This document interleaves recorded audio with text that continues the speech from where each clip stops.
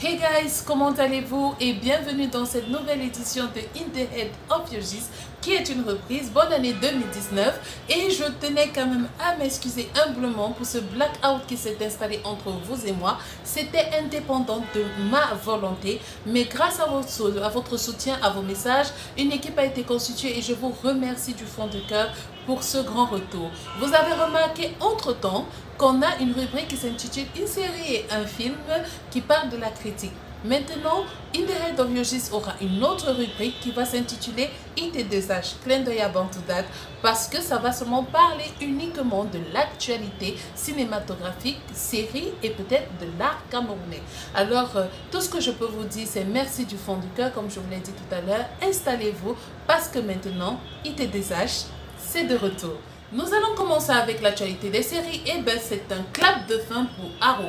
La saison 8 sera la dernière. Alors, l'archevêque aura le droit à 10 épisodes de conclusion. Cet automne, Oliver Queen va raccrocher son arc et ses flèches.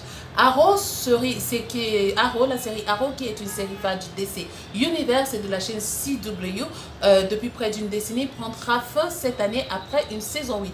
Stephen Amell a également partagé un adorable message sur Twitter qui nous met quand même la larme à l'œil afin de remercier tous ses fans, où il dit, je cite, « Jouer Oliver Queen a été la plus belle expérience professionnelle de ma vie, mais tu ne peux pas être un justicier pour toujours. Arrow reviendra pour une série finale de 10 épisodes cet automne. Il y a tant à dire, mais pour le moment, je veux juste te dire merci. » Alors, cette annonce a donc bouleversé tous les fans de Arrowverse, moi compris. Même s'il fallait s'y attendre, on doit se poser la question quel sera le sort d'Oliver Queen et de tous les personnages d'Arrow dans cette ultime saison. Effectivement, si Arrow s'arrêtera bien en 2019, le Arrowverse ne s'arrêtera pas pour autant. Il y aura The Flash, il y aura Supergirl et les autres séries qu'on connaît mais qui n'ont pas encore été annulées pour le moment. Et d'ailleurs, on notera que la saison finale d'Arrow se conclura plus ou moins au moment du crossover géant qui a été annulé entre-temps, qui s'appelle Crisis on Infinite Earth. On dit aussi clap de fin et au revoir pour la série Orange is the New Black. Clap de fin pour les détenus de Litchfield. La production d'Orange is the New Black arrive à son terme, alors que le tournage de la saison 7, dernière saison de la série, se termine. Un moment très émouvant pour tout le casting, puisque les stars de la série, Laura Prepon et Taylor Schilling, ont posté un selfie d'elles ensemble sur Twitter et sur les ensembles des autres réseaux sociaux tels que Instagram. Cette saison 7 finale d'Orange is the New Black arrivera sur Netflix dans le courant de l'année 2019. Disons fin année 2019. Parlons de Luke Perry. Oh, mon cœur, ça a failli s'arrêter. Luke Perry qui a joué le rôle de Dylan dans la série Beverly Hills, qui est décédé lundi de suite d'un AVC. D'une AVC ou d'un AVC, je ne sais plus ce qu'on dit. Oups. Malheureusement, il est décédé et on se demande qu'est-ce qui va arriver à son personnage. La production de Riverdale, série dans laquelle il jouait pour la 3e saison, s'est posé la question de savoir s'il faut stopper la série ou bien il faut la mettre en pause, mais en ce moment la série est en pause.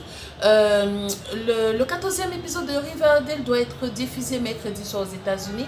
Alors on se dit qu'est-ce qu'il faut faire? Est-ce qu'il faut le déclarer mort de manière brusque ou bien disparu de manière brusque ou bien le changer par un autre acteur, qui est pour ma part une très mauvaise idée, parce que voilà, c'est souvent compliqué de combler le vide que quelqu'un a eu à créer comme ça.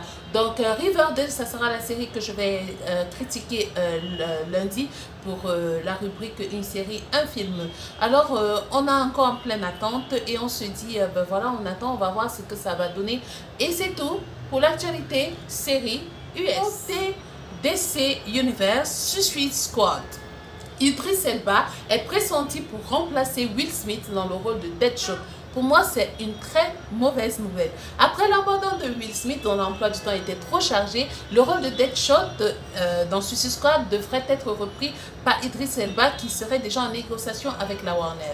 La semaine dernière, on apprenait que Suicide Squad cherchait un acteur pour remplacer Will Smith. Et effectivement, le Hollywood Reporter aujourd'hui indique qu'Idris Elba a rencontré le réalisateur du film qui s'appelle James Gunn. Si vous vous en souvenez bien, dans mes anciennes émissions, j'ai parlé de lui disant qu'il a été viré de la Marvel Cinematographic Universe parce qu'il a eu des propos un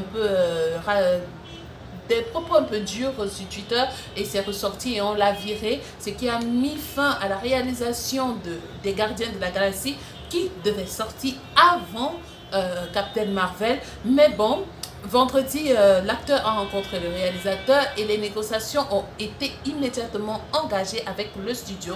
Et ça veut dire qu'apparemment, ça sera l'acteur britannique qui sera le premier et l'unique choix pour prendre la place de Will Smith. La place confirmée par contre est celle de Margot Robbie qui va enfiler de nouveau le costume de Harley Quinn dans Birds of Prey qui je crois sera une nouvelle série ou un film qui va seulement s'attaquer à son personnage dans l'univers DC.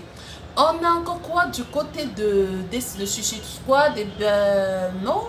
On a seulement Idris Elba qu'on verra le 7 août prochain dans le rôle du méchant dans le spin-off de Fast and Furious qui s'intitule Hobbs and Shaw. Côté France, le box-office français du 5 mars a explosé avec le dernier film de Christian Clavier qui s'intitule Qu'est-ce qu'on a encore fait au bon Dieu? Eh bien, c'est indétrônable. On prend les mêmes, on recommence, c'est le même quatuor de tête qui domine le box-office. Et cette semaine, avec à sa tête la comédie populaire, Qu'est-ce qu'on a encore fait au bon Dieu? Ça a réuni plus de 500 899 curieux dans les salles pour 820 copies. Alors, qu'est-ce qu'on peut dire? C'est que le film avec Christian Clavier et Chantal Lobby est en phase de battre son record du premier opus. J'attends ce film avec impatience parce qu'il est le premier était tellement drôle. Je n'ai pas cessé de rire et jusqu'à présent je ris encore parce que c'est un très bon film avec 4 cultures différentes et les filles qui épousent des hommes qui n'entrent même pas dans la catégorie de l'esprit de leur père, quoi.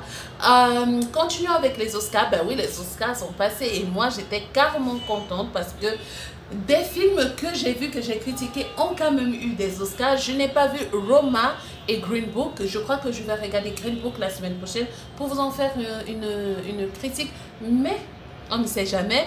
Bohemian Rhapsody, le film que j'ai tant convoité, que j'ai tant aimé, a obtenu 4 statuettes, dont celle du meilleur acteur pour Rami Malek, pour qui les gens ne s'en souviennent pas. Il a joué dans Mr. Robot et il a joué dans Twilight, le dernier film. On a Olivia Colman qui a été sacrée meilleure actrice et Spike Lee qui a reçu le prix du meilleur scénario adapté.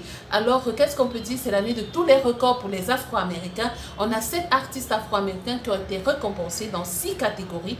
Un record pour les Oscars. Ruth Carter pour les costumes, Anna Beachler pour les décors, qui ont été les gagnantes des films. Elles ont travaillé pour le film de Black Panther. Et Regina King et Mahershala Ali, le méchant qui a joué dans Luke Cage, les deux aussi ont obtenu des récompenses pour des seconds rôles, et Spike Lee. Donc moi, pour ma part, j'étais vraiment contente de voir ça. Et je me suis dit, ben, l'année prochaine, peut-être on nous fera encore mieux. On aura encore de meilleures places pour les Oscars. Maintenant, ce que je vais vous annoncer, c'est que si vous êtes sage, je dis bien si vous êtes sage, parce que vous pouvez ne pas être sage, attendez une seconde, vous pouvez gagner 2 places pour la sortie officielle au Cameroun de Captain Marvel qui aura lieu vendredi demain. Alors tout ce que vous avez à faire, c'est de lire la description de cette vidéo. Il y aura un petit jeu concours que vous devez faire sur Facebook, la page In the Head of Yourgist de Facebook. Vous allez là-bas, vous répondez au jeu concours et un tirage au sort sera fait par l'équipe de In the Head of Yourgist pour remporter ces 2 places de Canal Olympia. Alors, tout ce que j'ai encore à dire, c'est que je suis contente pour une Camerounaise qui s'appelle Estelle Zanga, qui a elle va faire une présentation de sa comédie musicale qui s'appelle Ashuka. Oui, je crois que c'est le 15 mars, si je ne me trompe pas, c'est le 15 mars. J'ai hâte d'y aller, j'ai hâte de voir ce que la comédie camerounaise va donner. Alors, je vais vous inviter tous à vous rapprocher des différents comptes YouTube ou bien Facebook pour avoir plus de renseignements sur cette comédie musicale. Estelle, je t'encourage, je te souhaite un grand bravo et je te dis gros bisous à toi.